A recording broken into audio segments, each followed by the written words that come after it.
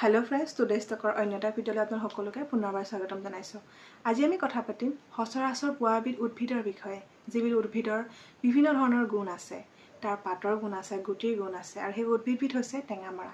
তেন্তে বলক আজিৰ ভিডিঅ'টো আৰম্ভ কৰোঁ আৰু আমি টেঙামৰাৰ বিভিন্ন গুণৰ বিষয়ে আলোচনা কৰোঁ। টেঙামৰা সচৰাচৰ পোৱা যায় বাবে আমি সকলোৱে প্ৰায় টেঙামৰা চিনি পাওঁ।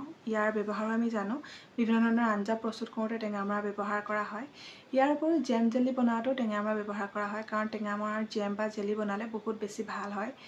আৰু ইয়াৰ বিভিন্ন ধৰণৰ স্বাস্থ্যসন্মত গুণাগুণ আছে, যিবিলাকৰ বাবে বনৌষধি চিকিৎসাতো টেঙামৰা গুটি বা টেঙামৰাৰ পাত ব্যৱহাৰ কৰা দেখা যায়। ইয়াৰ উপৰিও খাদ্যত দিয়া যিবিলাক ৰং, ফুড কালাৰ, এইবিলাক প্ৰস্তুত কৰোঁতে টেঙামৰা ব্যৱহাৰ কৰা দেখা যায়। এইবিলাক হৈছে টেঙামৰাৰ ব্যৱহাৰ। ইয়াৰ উপৰিও আমি আজি আলোচনা কৰিম টেঙামৰাৰ স্বাস্থ্যসন্মত উপকাৰিতা কি কি, কেনেদৰে ই আমাৰ স্বাস্থ্যৰ বিভিন্ন ধৰণৰ সমস্যাত সহায় কৰে। তেন্তে বলক ভিডিঅ'টো আৰম্ভ কৰোঁ আৰু ভিডিঅ'টো শেষলৈকে চাই থাকিব। টেঙামৰা আমি প্ৰায়বিলাক মানুহেই খাই ভাল পাওঁ। ইয়াৰ গুটি আৰু পাত আমাৰ দৈনন্দিন আঞ্জাত থাকেই।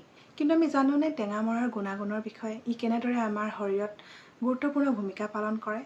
তেন্তে বলক আজিৰ এই ভিডিঅ'টো আমি তাৰ বিষয়ে আলোচনা কৰোঁ।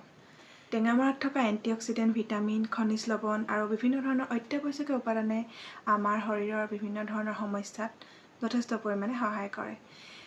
টেঙামৰাই আমাৰ লিভাৰ কাৰ্যক্ষমতা বৃদ্ধি কৰে। ইয়াৰ উপৰিও লিভাৰৰ বিভিন্ন সমস্যাত টেঙামৰা যথেষ্ট উপকাৰী। ইয়াৰ উপৰিও বিশেষকৈ আজিকালি গৰমৰ দিনত হৈ থকা ডিচেণ্ট্ৰি হওক বা পেটৰ বিভিন্ন সমস্যা বা গেষ্ট্ৰইণ্টেষ্টিনৰ বিভিন্ন সমস্যাত টেঙামৰা যথেষ্ট পৰিমাণে সহায় কৰে। আৰু আমাৰ ভোক বৃদ্ধি কৰিবলৈ হ'লে টেঙামৰা উপকাৰী। ইয়াৰ উপৰিও কোষ্ঠকাঠিন্যতা অৰ্থাৎ কনষ্টিপেশ্যনৰ বাবেও টেঙামৰা যথেষ্ট উপকাৰী। উচ্চ ৰক্তচাপত ভোগা ৰোগীসকলৰ বাবে টেঙামৰাৰ পাত আৰু গুটি যথেষ্ট উপকাৰী। আজিকালি টেঙামৰাৰ গুটিৰ পৰা তৈয়াৰ কৰা চাহো ব্যৱহাৰ কৰা দেখা যায়। উচ্চ ৰক্তচাপত ভোগা ৰোগীসকলে সেইবাবে টেঙামৰা ব্যৱহাৰ কৰাটো বহুত ভাল কথা। আৰু ইয়াৰ উপৰিও কলেষ্ট্ৰলৰ সমস্যা থকা ৰোগীসকলেও টেঙামৰা ব্যৱহাৰ কৰিব পাৰে। ই কলেষ্ট্ৰলৰ বাবেও বহুত বেছি উপকাৰী হয়।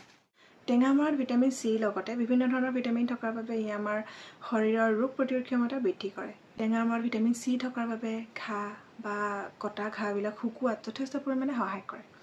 পৰিৱৰ্তনৰ লগত হোৱা বিভিন্ন ধৰণৰ ৰোগ যেনে কাহ, চৰ্দি আদি সেইবিলাক প্ৰতিৰোধ কৰা যথেষ্ট পৰিমাণে সহায় কৰে। আৰু ডায়েবেটিছ ৰোগীৰ বাবে টেঙামৰা ভাল, কাৰণ টেঙামৰাই কলেষ্ট্ৰল কম কৰাত যথেষ্ট পৰিমাণে সহায় কৰে। টেঙামৰাত কেলছিয়াম আৰু ভিটামিন চি থকাৰ বাবে ই দাঁতৰ বাবে যথেষ্ট ভাল। দাঁতৰ বিভিন্ন সমস্যা ই নাশ কৰে। সেইবাবে সৰু ল'ৰা ছোৱালীক টেঙামৰা খোৱাৰ অভ্যাস কৰাটো যথেষ্ট উপকাৰী, কাৰণ তেতিয়া তেওঁলোকৰ দাঁতৰ বিভিন্ন সমস্যাৰ পৰা উপশম পাব। কেৱল টেঙামৰাৰ গুটিয়ে নহয়, টেঙামৰাৰ পাতো যথেষ্ট উপকাৰী। টেঙামৰাৰ পাতৰ আঞ্জাই প্ৰস্ৰাৱ পৰিষ্কাৰ কৰাত যথেষ্ট পৰিমাণে সহায় কৰে। সেইবাবে টেঙামৰাৰ পাতো ব্যৱহাৰ কৰিব লাগে। গৰমৰ দিনত হোৱা প্ৰস্ৰাৱৰ বিভিন্ন সমস্যা যেনে প্ৰস্ৰাৱৰ জ্বলা-পোৰা কৰা বা বিভিন্ন সমস্যা টেঙামৰাই দূৰ কৰে। সেইবাবে টেঙামৰা নিজৰ আঞ্জাত ৰাখিব লাগে, বিশেষকৈ টেঙামৰাৰ পাত। প্ৰাকৃতিক উপায়েৰে আমাৰ শৰীৰটো শোধন কৰাত টেঙামৰাই যথেষ্ট সহায় কৰে। ইয়াৰ উপৰিও শৰীৰৰ পৰা অলাগতিয়াল বৰ্জিত পদাৰ্থখিনি নিষ্কাশন কৰি লিভাৰ আৰু কিডনী পৰিষ্কাৰ কৰি ৰাখে। টেঙামৰাৰ পাত যেনেকৈ উপকাৰী, ঠিক তেনেকৈ টেঙামৰাৰ গুটিও যথেষ্ট পৰিমাণে উপকাৰী। টেঙামৰাৰ গুটিৰ সেৱনে আমাৰ বিপাকীয় প্ৰক্ৰিয়াবিলাক দ্ৰুত কৰাত, অৰ্থাৎ আমাৰ যোনটো মেটাবলিক ছিষ্টেমটো স্পীড হৈ যায়, আৰু ইয়াৰ ফলতে ওজন বৃদ্ধিৰ দৰে সমস্যাবিলাক নাশ হয়। আমাৰ বাবে এইটো যথেষ্ট সুখৰ খবৰ যে অসম হওক বা উত্তৰ পূৰ্বাঞ্চল হওক, ইয়াৰ খাদ্যাভ্যাসটো যথেষ্ট পৰিমাণৰ স্বাস্থ্যসন্মত। আমাৰ সচৰাচৰ বিভিন্ন ধৰণৰ ঔষধি উদ্ভিদ পোৱা যায়, যিবিলাক আমি আমাৰ খাদ্য তালিকাত সদায় অন্তৰ্ভুক্ত কৰিব লাগে।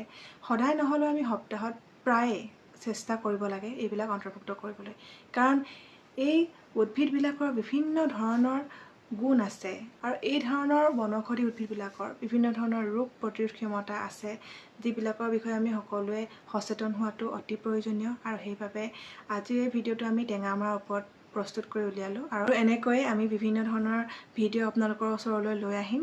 আজিলৈ ইমানেই, ধন্যবাদ।